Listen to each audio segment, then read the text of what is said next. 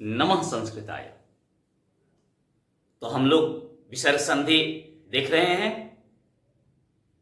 और विसर्ग संधि में हम लोगों ने कुछ संधियों को पढ़ लिया है। अब हम लोग जो संधि पढ़ने वाले हैं अतो, रूढ़, प्लुत, आद, पुलेत, प्लुते। सुनने में थोड़ा सा अजीब लग रहा होगा, कठिन होगा, लेकिन संधि हम लोग इसीलिए पढ़ रहे हैं कि संधि पढ़ लेने के बाद में हमें कोई भी कठिन शब्द पढ़ने में असुविधा नहीं होगी। तो इसको हम लोग देखते हैं विग्रह करके, इसको समझने का प्रयास करते हैं। अतो, रूढ़, प्लुत, आद, प्लुते, ऐसे पढ़ेंगे। अब इसकी व्याख्या क्या होगी? तो कहता है कि विसर्ग के बाद, पहले विसर्ग से पहले, विसर्ग के पहले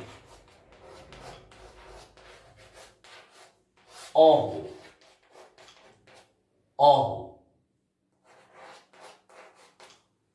तथा विसर्ग के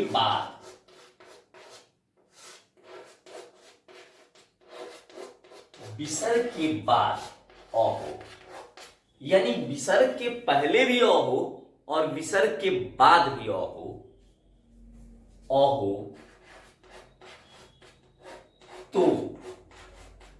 तो विसर्ग का ऊ हो जाता है, ऊ हो जाता है तथा पहले वाले अ के साथ मिलकर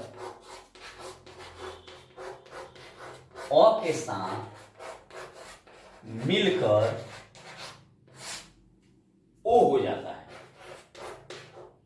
ओ हो जाता है।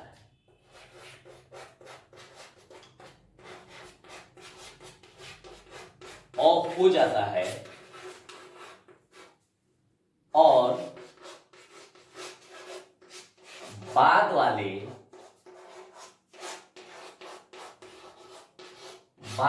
अ को अर्ध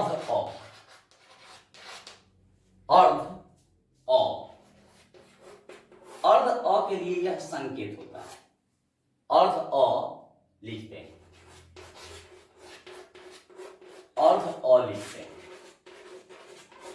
जैसे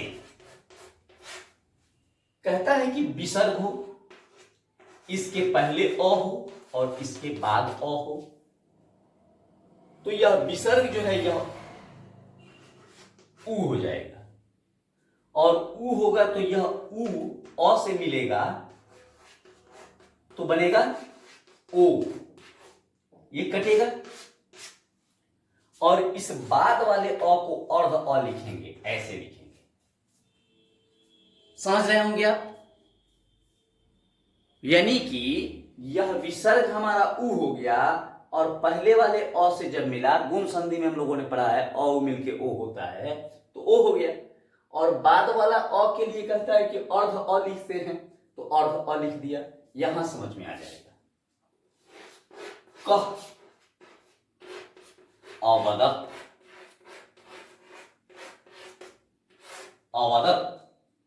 यहां विसर्ग है, इसके पहले अ है, अ निकाल लीजिए, अ निकल गया तो क्या बना? अर्ध क।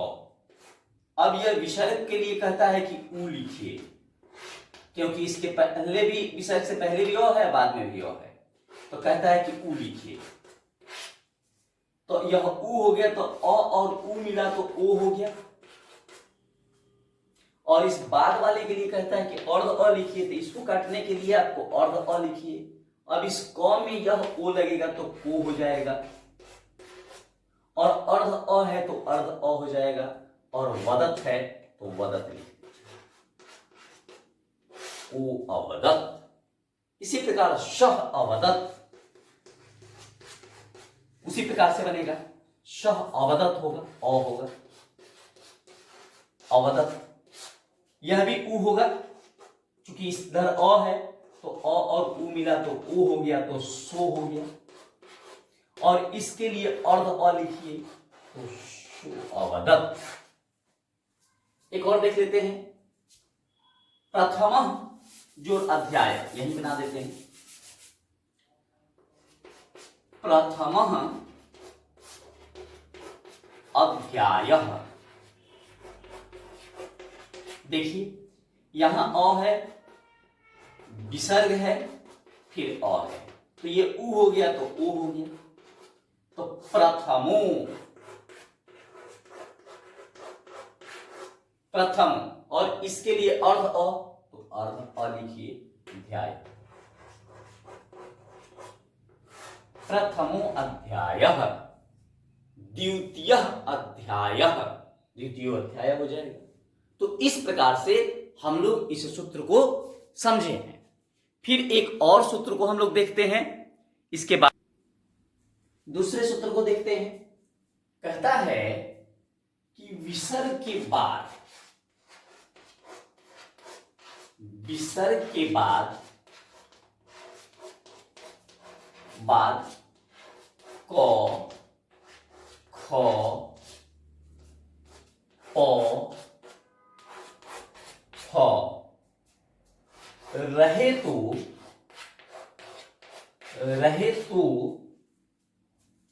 विसर्ग में परिवर्तन नहीं होता है। विसर्ग में परिवर्तन नहीं होता है, नहीं होता है। जैसे यहां देखेंगे, अगर विसर्ग हो और इसके बाद में क हो, ख हो, प हो या फ हो, यानी कि उपध्यमानीय और जिह्वामूलीय, इन वर्णों को हम कहते हैं उपध्यमानीय और जिह्वामूलीय, ये दोनों वर्ण हैं हमारे। तो अगर ऐसे वर्ण हो तो विसर्ग यथावत रहता है, जैसे है वैसे ही रहेगा, उसमें कोई परिवर्तन नहीं किया जाएगा।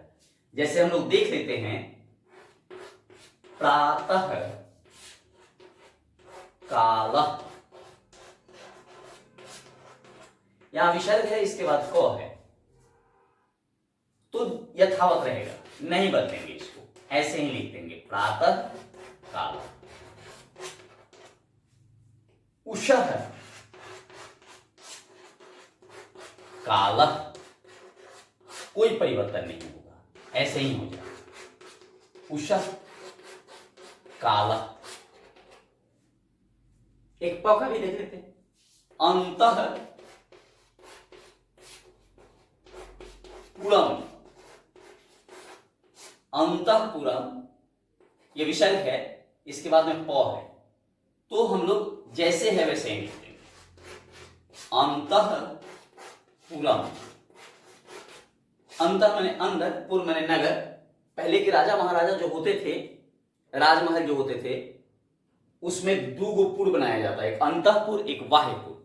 अंतःपुर जो होता था बहुत सुरक्षित होता था, उसमें महिलाएं, राजराज कर्मचारी इत्यादि इतिहास के विद्यार्थी आप लोग रहे होंगे, पढ़े होंगे, वह अंतःपुर होता था। और वही पुर जो होता था बाकी लोग को रहने के लिए होता था। तो अंतःपुरम, इसमें भी देखेंगे कि विसर्ग के बाद प है, इसलिए विसर्ग को यथावत हमने लिख दिया है। तो इस प्रकार से विसर्ग संधि के सूत्रों को हमने देखा। फिर अगले वीडियो में मिलते हैं, तब तक के लिए नमो नमः, धन्यवाद।